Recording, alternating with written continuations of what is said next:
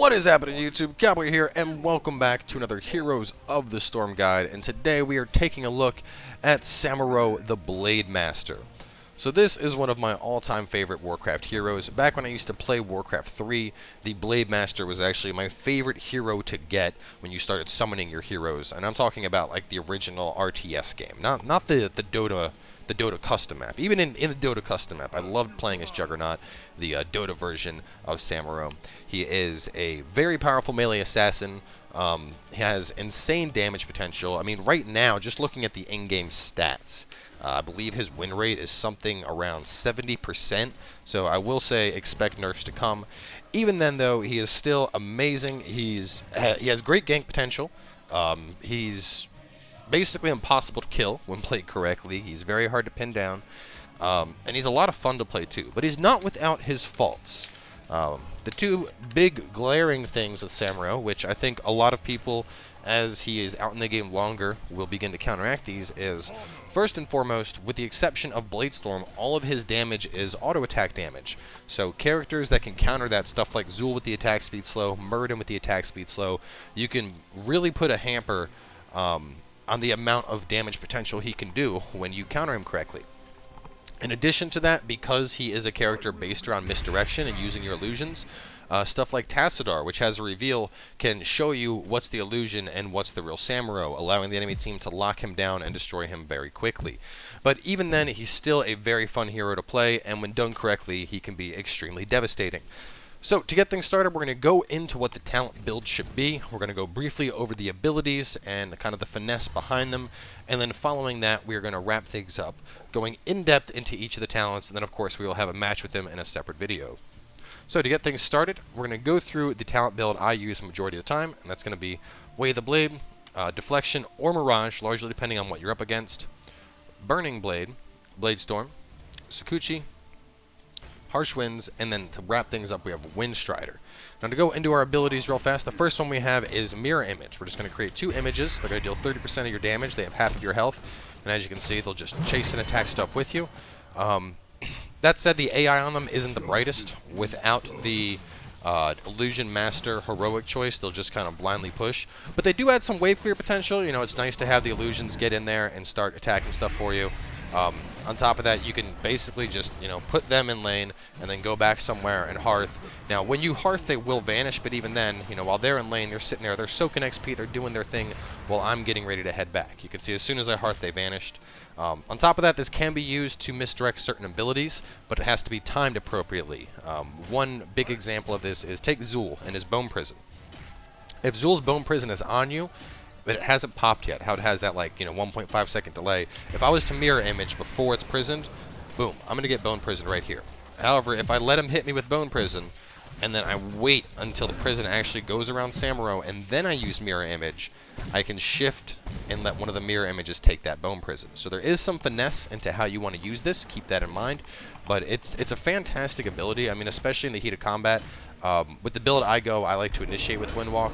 So, getting into combat with Windwalk, they're just like, oh shit, here's Samuro, where the hell, which one's the real Samuro?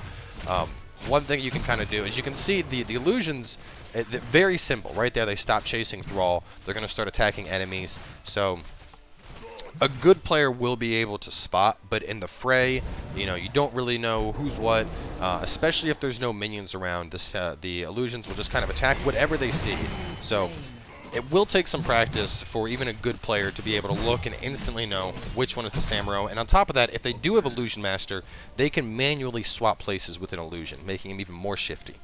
Moving on from there, we have Critical Strike. By default, this makes every fourth attack you do a critical. You can see it right here with this little icon, and you can see, I have a talent, so it's every 3, but hit, hit, hit. And you can see how this is filling up when it gets full. That's when we're going to get our Critical Strike. We can also hit W to manually use it. It's important to note that you should try and do that right after you get a normal Critical Strike. Very similar to how you would use Frostmourne to complement your auto attacks as Arthas. So you can see right there, I ended up popping it, and you know, if I have a rotation going 1, 2, 3, 1, 2, 3, if you pop it right at the end of that 3, you're going to get a quick extra attack. So it's going to be like 1, 2, 3, 3.5, 1, 2, 3, 3.5. And that's how you want to maximize your damage potential with this. So it is something that's going to take some time to master, having that exact timing down in combat, but you will see a DPS increase with that. Moving on from there, we have Wind Walk. Enter stealth for up to 8 seconds or until you attack, use an ability, or take damage. While stealth, your movement speed is up by 30%, and you can pass through other units. Absolutely awesome. You can really kind of get in and get a position. Because you can pass through, you can't be body blocked or anything, so it makes it a lot harder to pin down. And that extra movement speed makes it very easy to chase down heroes. So Wind Walk is probably the best ability on Samuro, to be honest. It gives you engage potential, it gives you disengage potential, especially with the talent choices we picked. It gives us a small blink, which can allow us to go over walls such as this. If I'm retreating, like, nope, I'm out of here, there's no way you're killing me. All in all, very powerful ability. The one big thing to remember is that damage taken during the first 1 second will not break Wind Walk. So if you have to pop Wind Walk and run through an AoE to escape a fight, don't be afraid to, but make sure you're popping it at the right time, because after that 1 second, damage will break it, and you're going to lose your stealth, you're going to lose your speed increase, you're going to lose your ability to pass through units, and more than likely you'll get locked down and killed. Our trait here, Advancing Strikes. Basic attacks against enemy heroes increase your movement speed by 25% for 2 seconds. It basically makes Samuro a fantastic chase hero. You can see here, this Thrall is going to start running, and without even using any abilities, you can see Samuro is able to keep up with him fairly easily, and it makes him a very good kill secure hero, and that's just your regular movement speed. That's not even counting the fact that we can get more by using Wind Walk, and we had that little blink, and we have our images or our on-demand crits. He is very, very potent at kill secure. As for our 2 heroics, we have Bladestorm or Illusion Master. Illusion Master basically allows you to manually control your illusions, very similar to how you would control the Lost Vikings. You can manually control Samuro, Illusion 2, or Illusion 3. Well, I should say Illusion 1 and Illusion 2, but we'll call them 2 and 3, and we'll say Samuro is number 1. So you press 1, 2, or 3 to control your 3 different illusions. You can press 4 to group them all up. You can also put AI on them so that if you're not controlling them at a particular time, they'll just kind of push a lane. And all in all, it's very powerful, especially the fact that you can manually switch. So on maps like Blackheart's Bay, you know, you could send 1 illusion to top treasure chest, 1 to bottom, and then yourself to turn in, and then, you know, basically turn in your coins, and then immediately switch places with the other illusion to help your team at the top chest. That being said, I really like Bladestorm. I mean, we're at level 22 right now. Let me set us back to level 20. Just so you can, you know, we have a more standard threshold when I'm referring to damage and stuff here. There we go. So at 20, you can see 548 damage per second over 4 seconds. So we're looking at 2,200 damage over 4 seconds. 2,200. Like, against another Samuro, that's more than half of my health pool. And just to kind of see that in action here, when we pop that, like, Thrall's health is going down. Look at that. And then just, no, you're dead. So, very potent AoE. We are unstoppable, so we can move through anything. We can't be CC'd during it, but you are vulnerable. So, because of that, one of the big things to do is when you see a Samuro popping Bladestorm, focus fire him down immediately. That's the best way to counter it. Trying to run out of it's probably not going to happen. You know, he has a lot of speed. He's going to keep up with you. There are a few heroes that can get out of it pretty easily, Lunara being one of them if she has her jump ultimate. But for the most part, your best bet is going to be to just burst him down as fast as you can during Bladestorm. So now that we've gone through all of the abilities, let's take a more in-depth look at the talents. So for our first tier here, we have Way of Illusion, Way of the Blade, Way of the Wind. Now, the reason I'm going to take Way of the Blade the majority of the time is, to start, we're just getting 25% of our basic attack damage added onto our crits. That's very nice. On top of that, we are critting every 3 attacks versus every 4 attacks. So, over the life cycle of the game, that's a hell of a lot more crits. Now, theory crafting-wise, Way of the Illusion is better.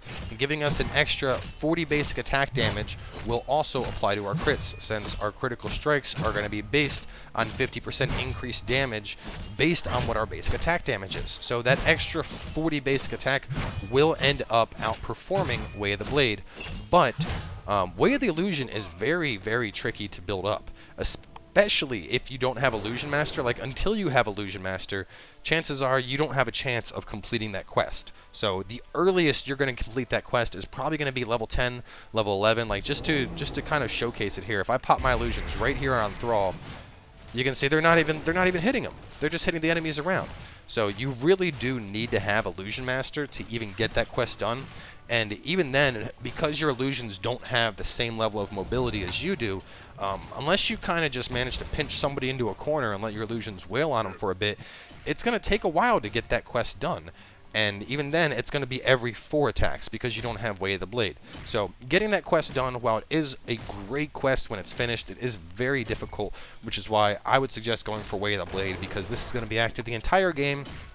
You know, we're just going to get extra damage on our crit every 3 basic attacks from level 1. Can't pass that up. Moving on to level 2, a little bit easier explained choice here. Actually, real fast, let me go back. Didn't talk about Way of the Wind. Honestly, I don't feel we need this at all. We have tons of movement speed already with him. On top of that, increasing the duration before it can be broken, not really going to be needed, especially with some of our later talents here allowing us to have a short-range teleport. You know, we can get out of combat just fine. So here it really comes down to Mirage or Deflection.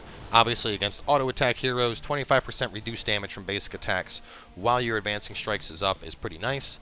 Mirage giving spell block if you're up against stuff like Kayle, Li-Ming, Jaina, gonna be a great choice. One with the Wind, unless you're popping your Wind Walk like it's a Rogue's Feint in World of Warcraft, like, oh, I'm about to get hit something big, boom, 60% reduce. Not really going to be worth it. Because the thing is, this is while stealthed by Wind Walk. So that means that we're going to take 60% reduced damage from all sources during the first second.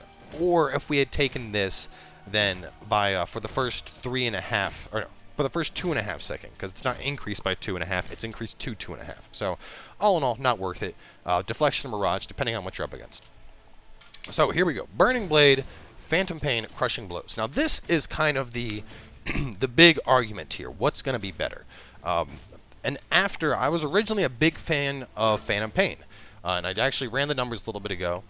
And what I got out to is with Phantom Pain, the way Phantom Pain works is while our illusions are up, we're going to be basically doing an extra 80% of our attack damage. And at level 20, that came out to our crits hitting for 520 damage, which is huge. Now with Burning Blade, what we're doing is we're getting an extra burst of flame that's going to be AoE for 65% of our basic attack damage. So the way that's going to work, as you can see, we just did, what was it, 357 and an extra 133. So that comes out to 490 damage. So basically you're looking at a 30 damage difference between Phantom Pain and Burning Blade. Things to consider. Phantom Pain, we're only getting that damage increase while our illusions are up.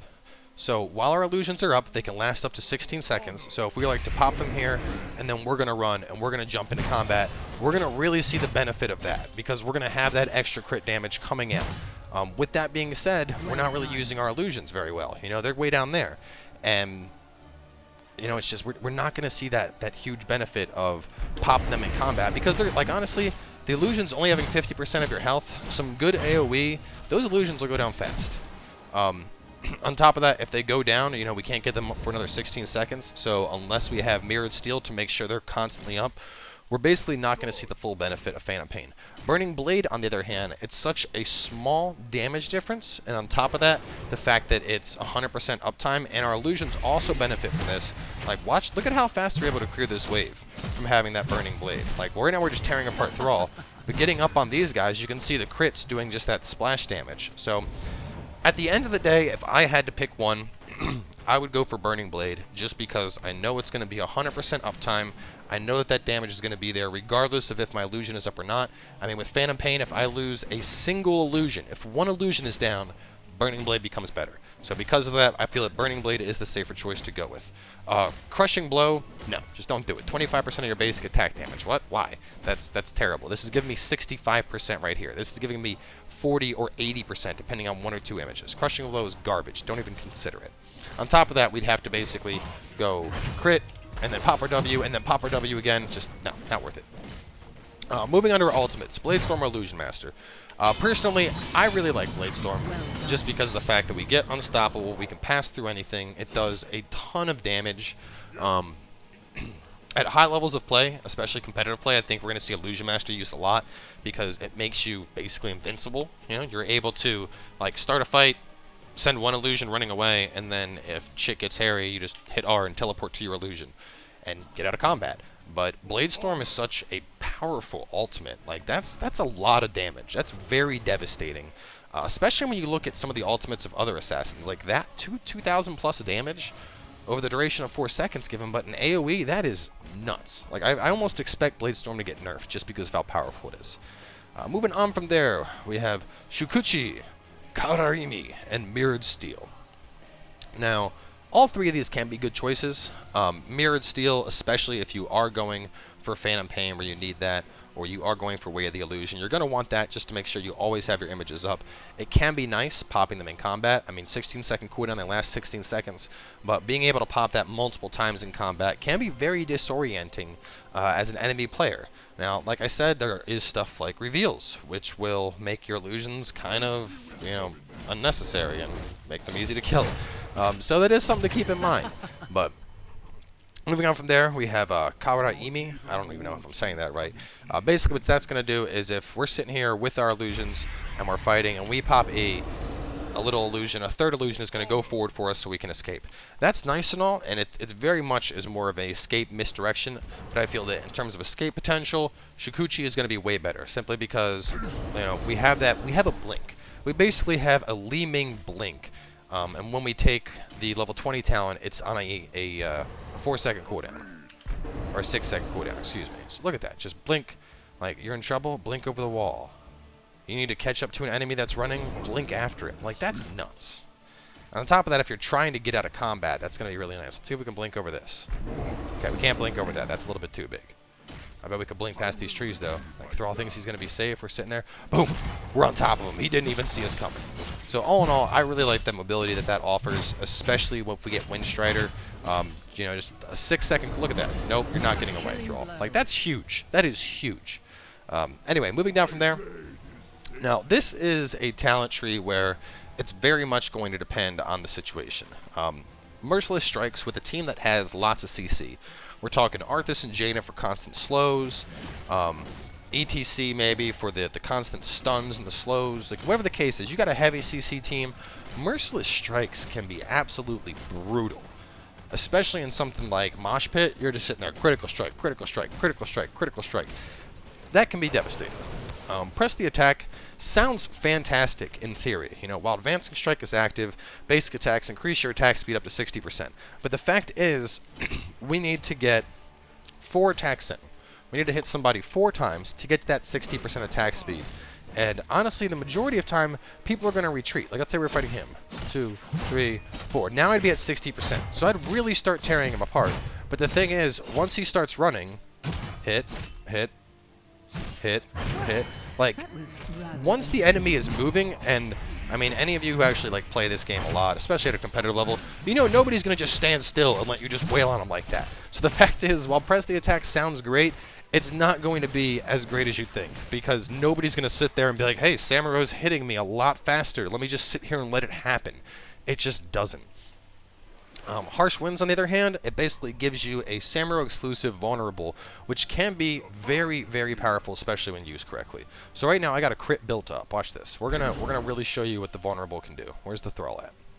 We're gonna wait till he engages the guys here. We're gonna come up behind him. Look at that. Look at that. Look how fast we just decimated his health. And that was just in the 3-second vulnerability window. That's huge. Especially for, like, now, given we probably could do that with press the attack. We couldn't do it in a 3-second window. But we just took him from 100% to dead. And even then, now we can just go up and do that because he's got the vulnerable. So we hit insane crits. So at the end of the day, I really like Harsh Winds. I don't feel press the attack is worth it at all. If you're against a heavy CC team, I feel Merciless Strikes can be very nice. For our last talent here, Windstrider. Honestly, as I mentioned, Windwalk being such an amazing ability, Windstrider is just really nice. Reducing that by 6 seconds means we can use that to both initiate into the combat, we can use it to escape if need be. Like, I mean, we're not in trouble at all, but look, now he's starting to run. We could have already popped it and caught him. That's just huge. Three blade style, if you are going for Illusion Master, I feel that this is almost necessary. You know, they're going to gain an additional 50% of your health, and by default, you can see that they, what is it? They have 50% by default. Yeah, so basically, with three blade style, they basically have the same health as you. And they're going to last for, what is it, 48 seconds, I think, because there's 16 by default. Yeah, so 48 seconds. That's huge. You can basically split push like you're the Lost Vikings with that talent. So definitely something to keep in mind. Blade Master's Pursuit, an additional 50% bonus movement speed. I mean, you guys have seen what we're capable of already. We don't need additional movement speed. Why do I need additional movement speed? I just blinked and just slaughtered him, you know, just not needed. And Dance of the Death, the one good thing about that is when we Blade Storm, you know, it's very obvious which of the, out of the three Samuros the enemy sees, they know which one is the real one. So that's the main benefit of that, is it makes it a lot harder to pin down who's the real Samuro. But honestly, the main reason I don't like that ability, and just real fast, I'll respec just to kind of showcase that a little bit. Let me just shoot all the way through here. Your illusions aren't that smart, as I previously mentioned. So the real benefit of using this is going to be to basically jump in combat and then just be like, all of my images, and then Blade Storm. But even then, see, they're not moving. Oh, now that all the enemies are dead, they're going to move. Like, point is, it's just really not worth it. And I'm pretty sure that the reduced damage also applies to their Blade Storm. You know, they're not doing 2,000 per second like they would typically be. So you can see that, like, it's very obvious that that is not the real Samuro, basically. I mean, they couldn't even kill away with it. Basically, my point is Dance of Death, just not worth using. Windstrider, amazing. So either way, guys, that is it for Samuro. Like I said, this hero is absolutely devastating, especially when played right. On top of that, I will say that I really like the custom skin, even though I don't have it on right now. I almost exclusively use that. It looks so freaking good. So either way, thanks for coming by to part 1 of the guide. If you want to see Samuro in action, there's also going to be a match where I'll be showcasing what he's capable of. So thanks for coming by. Sorry I've been a little bit slow on the heroes content. I'm still trying to get a Zarya guide out, as well as Olarak. Honestly, I don't really like either of the heroes.